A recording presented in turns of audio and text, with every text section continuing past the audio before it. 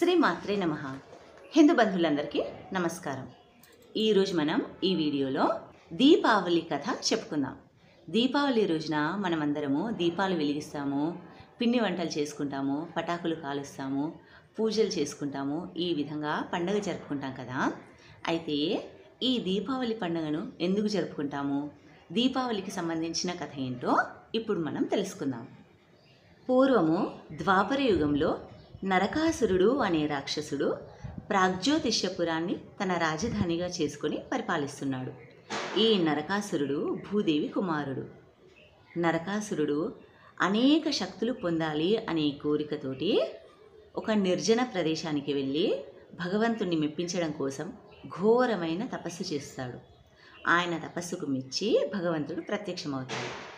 అప్పుడు భగవంతుడు నరకాసురుణ్ణి అడుగుతాడు, భక్త, ఏం వరం కావాలో కోరుకో అని అంటాడు. అప్పుడు నరకాసురుడు ఏమంటాడంటే, స్వామి, నాకు అబలలైన స్త్రీలతోటి ఎలాంటి ఆపద ముప్పు లేదు, కానీ మిగిలిన యక్ష గంధర్వ కిన్నెర కింపురుషాదుల చేతను, బ్రహ్మ విష్ణు మహేశ్వరుల చేతను, ఇంకా పంచభూతాదుల చేతను మరణం లేకుండానట్లు వరం ప్రసాదించు తండ్రి అని కోరుకుంటాడు. భగవంతుడు తథాస్తు అని ఆ వరం ఇచ్చి అంతర్ధానం అయిపోతాడు. వరం పొందిన తర్వాత నరకాసురుడు తన రాజ్యానికి తిరిగి వచ్చి పరిపాలిస్తున్నాడు. అయితే నరకాసురుడు వరం పొందిన తర్వాత అహంకారంతో వరగర్వంతో అందరినీ చిత్రహింసలు పెట్టడం ప్రారంభిస్తాడు. తానే భగవంతుణ్ణి అని చాటుకుంటాడు. ప్రజలందరినీ బాధ పెడుతుంటాడు. దేవతలను పరాభవిస్తున్నాడు. తపోధనులైనటువంటి ఋషులను మునులను హింసిస్తున్నాడు. ముఖ్యంగా స్త్రీలను చాలా చిత్రహింసలు పెట్టేవాడు. ఈ నరకాసురుడు కాముకుడు. స్త్రీలను బంధించి బలాత్కరించి వారిని హింసిస్తుండేవాడు. కనిపిస్తే చాలు చిత్రహింసలు పెడతాడు అన్న భయంతో ప్రజలు ఇళ్లల్లోంచి బయటకు వచ్చేవారు కాదు. దీపాలు ఆర్పేసి తమ తమ ఇళ్లల్లో చీకట్లో నివసించసాగారు. ఇలా అందరినీ బాధ పెడుతున్న ఈ నరకాసురుడు ఒకనాడు దేవేంద్రుని మీదికి దండెత్తి వెళ్తాడు. అక్కడికి వెళ్ళి దేవేంద్రుని ఆస్తుపాస్తులన్నీ కొల్లగొట్టి దేవేంద్రుని దగ్గర ఉన్నటువంటి ఐరావతాన్ని కల్పవృక్షాన్ని తెచ్చుకొని తన ఇంటి దగ్గర పెట్టుకుంటాడు.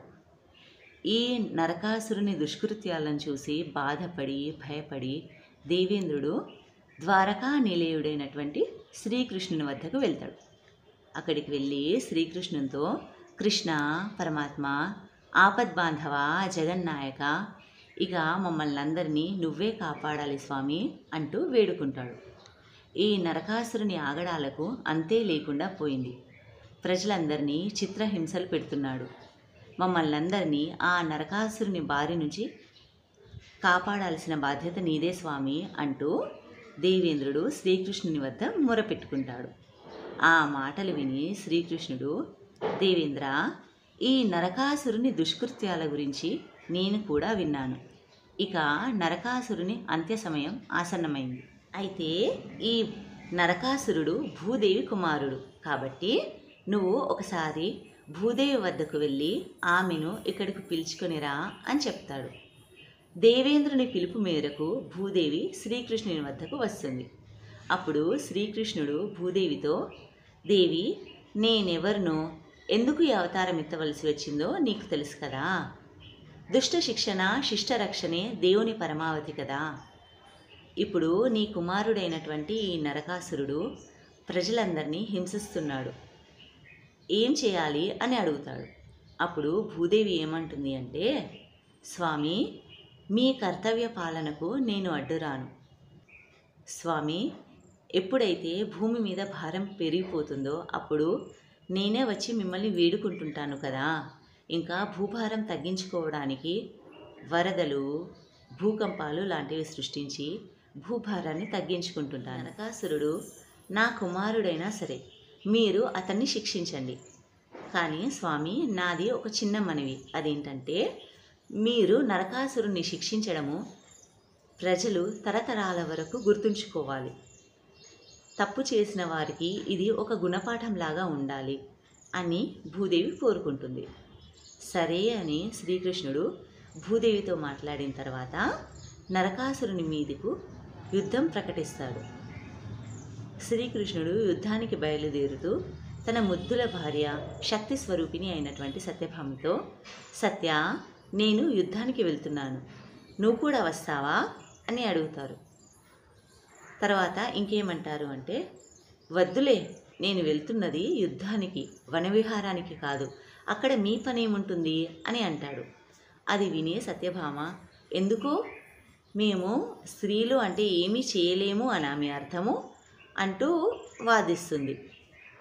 ఆడది అంటే అబల కాదు సబల అని నేను నిరూపించుకుంటాను అని సత్యభామ అంటుంది. శ్రీకృష్ణ పరమాత్మునికి నరకాసురునికి ఉన్నటువంటి వరం గురించి తెలుసు. నరకాసురుడు కేవలం స్త్రీల చేతనే వధింపబడతాడు అని తెలుసు. అందుకే సత్యభామతో ఆ విధంగా మాట్లాడి ఆమెను యుద్ధానికి వచ్చేలా ప్రేరేపిస్తాడు. సత్యభామ యుద్ధానికి బయలుదేరుతుంది. అప్పుడు శ్రీకృష్ణుడు సత్యభామకు కూడా అస్త్రశస్త్రాలను ఇస్తాడు. శ్రీకృష్ణ పరమాత్ముడు సత్యభామ సమేతంగా యుద్ధస్థలానికి చేరుకుంటాడు. ఈ విధంగా సత్యభామ సమేతంగా శ్రీకృష్ణుడు యుద్ధానికి రావడం చూసి నరకాసురుడు శ్రీకృష్ణునితో, యుద్ధానికి కూడా స్త్రీలను వెంటబెట్టుకొని వచ్చినావా, నువ్వేం యుద్ధం చేయగలుగుతావు అంటూ ఎగతాళి చేస్తాడు. ఎవరు ఎంత శక్తివంతులో ఇప్పుడు తెలుస్తుంది కదా అంటూ శ్రీకృష్ణ పరమాత్ముడు యుద్ధం ప్రారంభిస్తాడు. అయితే శ్రీకృష్ణుడు వేసిన బాణాల నుండి నరకాసురుడు తెలివిగా తప్పించుకుంటాడు. ఇంకా తాను కూడా అదే విధంగా బాణాలు ప్రయోగిస్తున్నాడు. ఈ విధంగా యుద్ధం కొనసాగుతుంది. అయితే కొంతసేపటి తర్వాత శ్రీకృష్ణుడు తను మూర్ఛపోయినట్టుగా నటిస్తాడు. తన భర్త మూర్ఛపోవడం చూసి సత్యభామ వెంటనే అస్త్రశస్త్రాలను అందుకొని యుద్ధం ప్రారంభిస్తుంది. ఈ విధంగా సత్యభామ నరకాసురునితో యుద్ధం చేసి నరకాసురుణ్ణి సంహరిస్తుంది. స్త్రీల వలన తనకెలాంటి ఆపద లేదు అంటూ స్త్రీలను హేళన చేస్తూ కించపరుస్తూ చిత్రహింసలు పెట్టిన నరకాసురుడు శక్తి స్వరూపిణి అయినటువంటి సత్యభామ చేత, స్త్రీ చేత సంహరింపబడతాడు. ఎప్పుడైతే నరకాసురుడు చనిపోతాడో అప్పుడు ప్రజలంతా చాలా సంతోషపడతారు. ఇంకా శ్రీకృష్ణుడు కూడా తానిచ్చిన అవకాశాన్ని సత్యభామ సద్వినియోగం చేసుకున్నందుకు చాలా సంతోషపడతాడు. నరకాసురుడు సంహరించబడిన తర్వాత ప్రజలందరూ సంతోషంతో తమ తమ ఇళ్లను దీపాలతో అలంకరిస్తారు, పిండి వంటలు చేసుకుంటారు, పటాకులు కాల్చి సంతోషంగా పండుగ జరుపుకుంటారు. నరకాసురుడు ఆశ్వయుజ మాసంలోని కృష్ణపక్ష చతుర్దశి రోజున సంహరింపబడతాడు. కాబట్టి ఆ రోజును నరక చతుర్దశి అని అంటారు. ఇంకా ఆశ్వయుజ మాసంలోని అమావాస్య రోజున శ్రీరామచంద్రుడు రావణాసురుని సంహరించిన తర్వాత అయోధ్యకు చేరుకుంటాడు. కాబట్టి ఆ రోజున అందరూ సంతోషంతో దీపావళి పండుగను జరుపుకుంటారు. ఈ విధంగా ఈ కారణాల వల్ల మనమందరము ఇళ్ళ ముందు దీపాలు వెలిగించి పిండి వంటలు చేసుకొని పండుగని జరుపుకుంటాము. శ్రీకృష్ణ పరమాత్ముని యొక్క మరియు శ్రీ లక్ష్మీదేవి యొక్క కృపా కటాక్షాలు ఆశీస్సులు మనందరిపై ఉండాలని కోరుకుంటూ, అందరూ బాగుండాలని కోరుకుంటూ స్వస్తి. అందరికీ దీపావళి పండుగ శుభాకాంక్షలు.